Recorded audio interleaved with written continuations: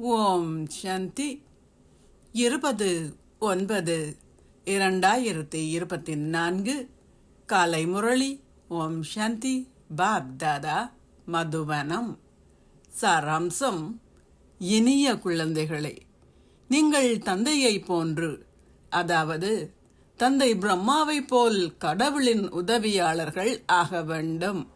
தந்தை குழந்தைகளாகிய உங்களுக்கு சேவை செய்வதற்காக சங்கம யுகத்தில் வருகின்றார். கேள்வி: அதி மங்களகரமான இச்சங்கம யுகம் எவ்வாறு அதி அழகான நன்மை பயக்கின்ற யுகம் ஆகும்? பதில்: இந்நேரத்தில் மாத்திரமே குழந்தைகளாகிய நீங்கள், அதாவது ஆண்கள் பெண்கள் ஆகிய இரு பாலாருமே அதி மேன்மையானவர்கள் ஆகுகின்றீர்கள். இச்சங்கம யுகமே கலியுகத்தின் இறுதிக்கும் சத்தியயுகத்தின் ஆரம்பத்திற்கும் இடையில் உள்ள காலப்பகுதியாகும்.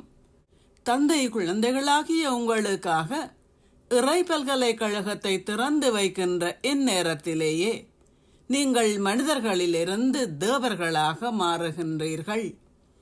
கல்பம் முழுவதிலும் இத்தகைய பல்கலைக்கழகம் வேறு எக்காலத்திலும் இருப்பதில்லை.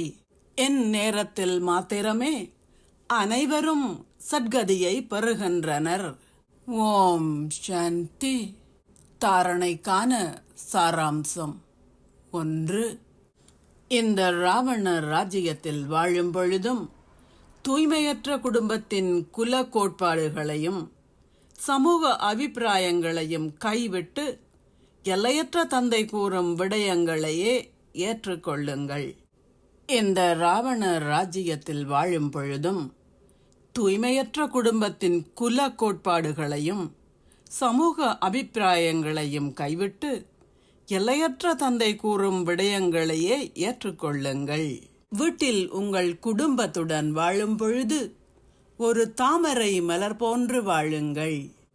2. இந்த எல்லையற்ற பல்வகை நாடகத்தை மிக நன்றாக புரிந்து கொள்ளுங்கள்.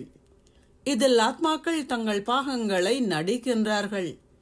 ஆத்மாக்கள் செயல்களின் தாக்கத்திற்கு உட்படாதவை அல்ல. ஆத்மாக்கள் நல்ல தீய செயல்களை செய்து அவற்றிற்கான பலனை பெறுகின்றார்கள். இந்த உட்கருத்தை புரிந்து கொண்டு மென்மையான செயல்களை செய்யுங்கள். 2. இந்த எல்லையற்ற பல்வகை நாடகத்தை மிக நன்றாக புரிந்து கொள்ளுங்கள். இதில் ஆத்மாக்கள் தங்கள் பாகங்களை நடிக்கின்றார்கள். ஆத்மாக்கள் செயல்களின் தாக்கத்திற்கு உட்படாதவை அல்ல.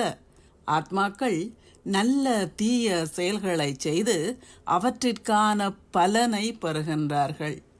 இந்த உட்கருத்தை புரிந்து கொண்டு மேன்மையான செயல்களை செய்யுங்கள். ஆசீர்வாதம்: நீங்கள் தந்தையின் சம்ஸ்காரங்களை உங்கள் ஆதி சம்ஸ்காரங்கள் ஆக்கி அனைவர் மீதும் நல்லாசிகளையும் தூய உணர்வுகளையும் கொண்டிருப்பீர்களாக.